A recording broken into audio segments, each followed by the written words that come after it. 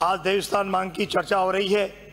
सभापति महोदय, मैं आज आपके माध्यम से मंदिर माफी और डोली भूमि के संबंध में सरकार का ध्यान आकर्षित करना चाहता हूं। मंदिर माफी या डोली भूमि एक ऐसी व्यवस्था थी जिससे रियासत काल से ही जागीरदार एक्ट में पुजारियों से लगान नहीं वसूला जाता था।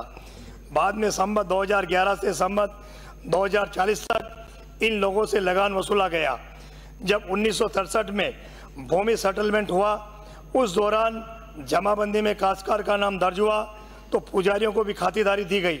लेकिन राज्य सरकार ने दिसंबर 1951 में एक आदेश जारी करके इन पुजारियों को उनकी खातिरदारी से बेदखल कर दिया और जमाबंदी में काश्तकार कालम में मंदिर और मूर्तियों के नाम इंदराज कर दिए गए।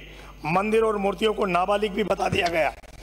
इसके बाद आज तक इस मामले में कोई सुनवाई नहीं हुई और पुजारियों का शोषण का सामना कर रहे हैं। पिछले 40 सालों में कभी भी इस मामले में चर्चा नहीं हुई। पुजारियों के पास खातेदारी अधिकार नहीं होने की वजह से उनको किसी भी राजकीय सुविधा का लाभ नहीं मिलता और उनके परिवार और पिछड़ते जा रहे हैं। उसको किसी प्रकार की बैंक से ऋण, सब्सिडी, फसल बीमा, केसीसी, राज्य सरकार किसी योजना का लाभ नहीं मिलता है। आज के समय में पुजारियों के सामने बहुत बड़ा संकट खड़ा होता जा रहा है।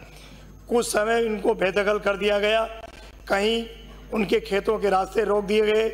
किसी भी परिवार के साथ तो मारपीट, हत्या के प्रकार जैसे प्रकरण भी सामने आए। मंदिर माफी से जुड़े हजारों मामले आज भी कोर्ट कचहरियों, थानों में दर्ज हैं। इसके बावजूद कोई कार्रवाई नहीं की जाती है। निचली अदालतों और राजस्व अदालतों में भी मंदिर माफी या डोली भूमि की सुनवाई नहीं हो पाती है। वे आर्थिक रूप से कमजोर वर्ग है।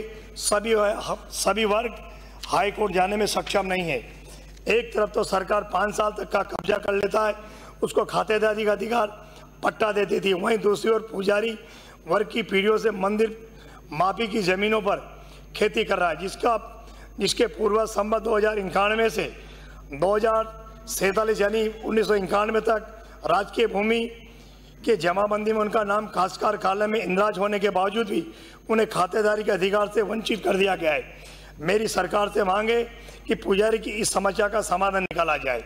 सभापति महोदय, मेरी विधानसभा क्षेत्र में ग्राम सारोला के पास कल्लाजी महाराज, तारज के बरड़ा भैरू जी दोनों स्थान लोक आस्था के केंद्र है। हर साल लाखों श्रद्धालु दूर दूर से मंगत मांगने और दर्शन करने आते हैं। मेरी मांग है कि सरकार इन दोनों स्थलों की जीर्णोद्धार, सौंदर्यीकरण और यात्रियों के आने जाने में परेशानी होती है तो वहाँ पर सड़क निर्माण कराया जाए।